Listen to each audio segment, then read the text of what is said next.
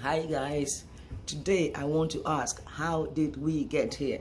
I want us to analyze how Ghana has gone from what Ghana was to how she is today without insults. I'll use some of examples from my life and life of my friends, not to show off, but because, well, I can talk from experience. It's also a good starting point for a conversation, and then you can add yours as well. So please, no insults, we're sharing ideas. So how did we get here? And I'm talking about like the culture of respect.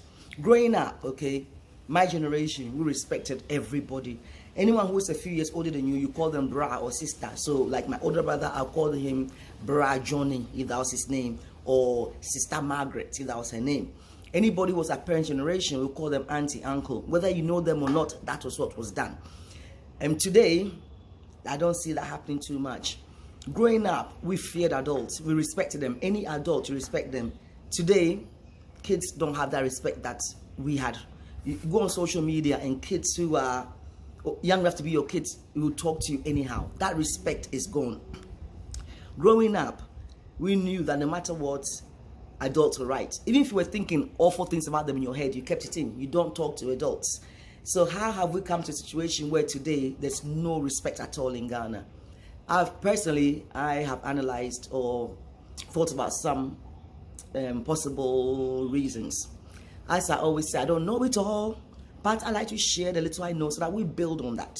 The first thing I think is that my generation, we have failed as parents. We have really failed, because our generation, we were the ones that were taught respect. We were the ones that were, I don't know how I'm trying to say. I mean, we were taught right. We lived right.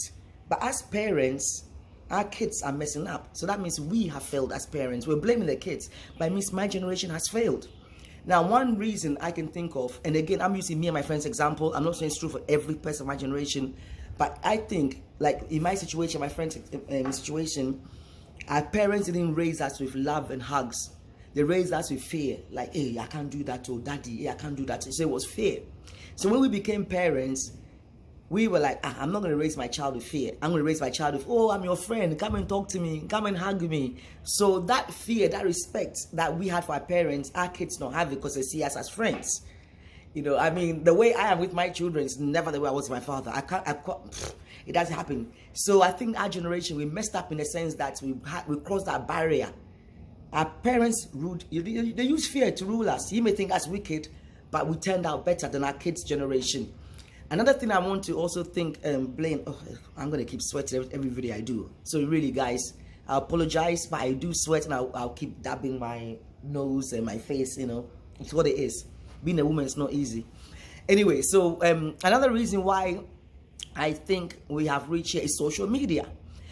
Social media has given Ghanaians a voice that they never had before, and they don't care. They're all out there. They're insulting, they're doing nudity, they're doing all sorts. They do not give a damn. Now you can say that, and we can't blame social media or whatever. But you know, think about somewhere like Dubai or China.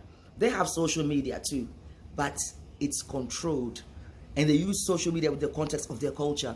But in Ghana, it's like, we're democracy, we're free. So social media does anything and everything. Where today, there's no respect at all. Anybody just goes on air and does anything.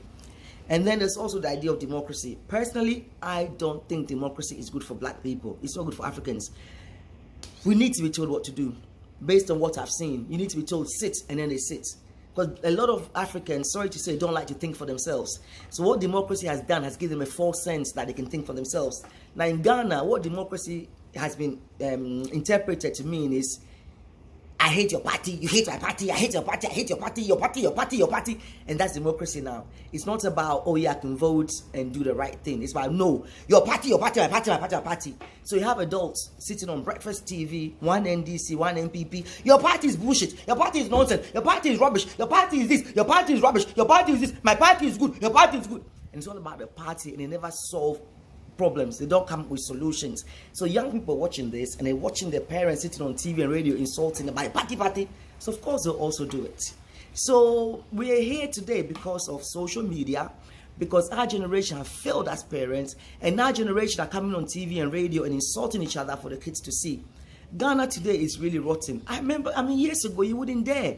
You would not dare. Another reason is a breakdown of family, because years ago family mattered. Hey, I can't disgrace my family. I can't do that too. I will disgrace my family. But now, Family has broken down. We've gone from extended family to the nuclear family and single parent families. I'm a single parent family, so I've not insulted anybody before you all come and say she's insulted single mothers. I'm a single mother. So we've gone from extended to nuclear to single parent families, and the family has broken down. So today, young people don't care about bringing disgrace to their family. I'll do what I want. They even say, what can my mother say? She can't do me fuck all. Because that's what Ghana has become today. And it's really sad. I don't see how things will improve. If our generation have failed and our kids are so rotten, what would their kids be like? Really, what would their kids be like? At what point do we start saying, okay, this is Ghana, and we're going to do things our way? Yes, we have social media, but you can't do this on social media. We need to control. We need to control. Ghanaians will go to Dubai and they'll say, Dubai is so nice, it's so clean. Why Dubai is that way? Because the leader there is strict, and the people appreciate the strictness. If the leader wasn't strict, the people probably be like Ghanaians, throw plastic everywhere, do what they want to do, and the country be dirty. So you need strict leaders, and then you need to do what the strict leaders does. If today, President Mahama, excuse me again, if today President Mahama goes and sacks all the traders from the streets, traffic lights, people are selling under the traffic lights, pavements, people are selling. President Mahama knows it's wrong, and I'm sure he would love to do it. But if he dares do it today, he will lose votes. And because people don't want to lose votes, they won't do the right thing. So Ghanaians, you need to change your ways. We have come out. I mean, Ghana is Ghana today because of Ghanaians. Nobody made Ghana a mess. You Ghanaians have done this. You have done this. But Ghana is for all of us. Male, females, short, tall, dark skin, light skin, natural hair, fake hair, bleach skin, corrupt, non-corrupt, big buttocks, small buttocks. Ghana is for us all. So we all have a responsibility to do the right thing.